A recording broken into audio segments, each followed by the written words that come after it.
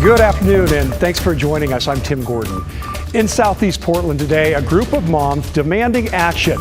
They want the state of Oregon to do more for their children and others that suffer from addiction. Devin Haskins is in our newsroom, and Devin, Oregon is one of the worst in the nation when it comes to accessing treatment. Yeah, Tim, not only is Oregon the worst in the nation for access to treatment, but it also has the largest percent of population that suffers from illegal drug addictions. Today, these moms hope to get Governor Brown's attention. Standing in the rain along a busy street in Southeast Portland, a group holding signs trying to get a message out. We're tired of this. We're tired of Oregon not doing what they need to do. You see, each person here has a connection to someone battling addiction or in recovery. Some have even lost their loved one to the disease. My son is an amazing human who has been struggling with addiction, meth and fentanyl for 5 years. I have been fortunate enough that I am in long-term recovery, and my children have not followed me down the path of addiction. Thank goodness. I pray every day for that. I'm here with a friend of mine's mom who lost her daughter 2 years ago to alcoholism. Kelly Hernandez is out here for her son, Trevor. I worry about him every second of every day. I wake up in the middle of the night worrying about him. Trevor is 27, homeless, and has been addicted to opioids since 19 after a bout with meningitis. It first started with Percocet and progressed to an addiction with fentanyl. He's my baby, and fentanyl is a deadly drug. I don't think that addiction is a moral failure. I think addiction is a disease, and I think that the symptoms of that disease are crime and homelessness. In 2020, Oregon released a 5-year plan to address the opioid issue plaguing the state. Voters even approved Measure 110 to send almost $300 million to make treatment options more accessible. Some say little has been done since, so they took their message to the top. We're gonna head to the governor's house. With a rose and a flag in hand. Names of people that have passed. That flag with more than just a name on it, but representing a person. There's Katie Buckle, that's my friend. She was 28. They walked just a few blocks away to Governor Kate Brown's personal residence. They placed those flags outside her house and stood in a circle to remember those they have all lost to the disease. This has got to improve. The governor and the electeds have to do something. My son is a gifted writer. He was an amazing slam poet. And you hit it on the head when you said no child ever wants to grow up to be an alcoholic, an addict, or homeless. For Kelly Hernandez, she won't give up on her son Trevor. She hopes the state doesn't either. Moms are powerful. They're powerful women, and we want something to change for our kids. All right, as far as I could tell, Governor Brown wasn't at her personal residence. The group didn't knock on her door, and I couldn't see anyone inside peering out, watching them. Tim? All right, Devin, thanks a lot for that report. We appreciate it.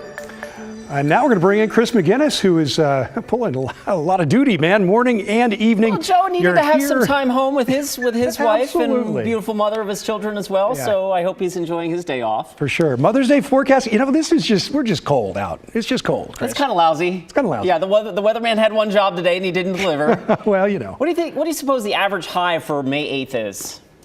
I'm going to say 71. Close. Huh? Here's where we are right now. We're nowhere near that. We're nowhere near that for sure. It's 52 degrees last check at PDX. The average high for May 8th is 68 degrees. So yes, we're a whole 16 degrees below average for May 8th. 54 right now in Beaverton. Scappoose is only 49. Big picture across the state. Yes, it is quite cool right now. Eastern Oregon, check this. Bend is 39 degrees at 5 o'clock. It's 35 in John Day. So we have a very chilly air mass in place. We go up in elevation. Timberline, it's snowing hard up there. They've had 19 inches of snow at Timberline Lodge in the last 24 hours. Let's take you down a little lower. Pass level. Travel over the Cascade Passes has been wintry all day today, and this is the best that Highway 26 at Government Campus looked all day. So be aware if you have some travel over the Cascades tonight or early tomorrow morning, we are likely to have some snow coverage. I know the Santa Ana Pass does have some snow on it right now. All right, as we give you the live scan of the radar, we've got a pretty heavy shower that's just popped up west of Damascus. That's working its way on off to the south and east. So Estacada, just north of that, you could be next in line. Also have a pretty good line of some showers now sweeping through central Washington County. Hillsborough, you're experiencing that. And the wide look here across the region over the last couple of hours, you can see our our weather system here that's pivoting through the northwest. I also wanted to show you this. We have had some lightning strikes down near Roseburg, across central Oregon and around Bend, and up in the Seattle area as well. I don't think we're going to have any thunder here in the Willamette Valley this evening, but the way this day's gone, who knows, right? I do anticipate the showers to back off a little bit. And Tim, when we wake up tomorrow morning, look at this. Salem waking up to temperatures on Monday morning in the upper 30s. Portland right around 40 degrees. Your full forecast comes up in just a few minutes. Okay, we'll hope we'll warm up from there tomorrow for sure. In news now, one person is recovering today after they were stabbed several times and hit with a hammer during an alleged robbery yesterday afternoon. Officers were called to Southeast Grand and the I-84 overpass around 5:15. When they arrived, they found the victim with multiple stab wounds and cuts. Police found the nearby crime scene and several witnesses stayed in the area. They told officers the suspect struck the victim in the head with that hammer repeatedly. The suspect was tracked down entering the Oregon Convention Center. 28-year-old Luke Andrade was arrested and was booked into the Multnomah County Detention Center. The victim is expected to make a full recovery. Well, firefighters in Vancouver were busy overnight putting out the flames of a garage fire and rescuing a turtle.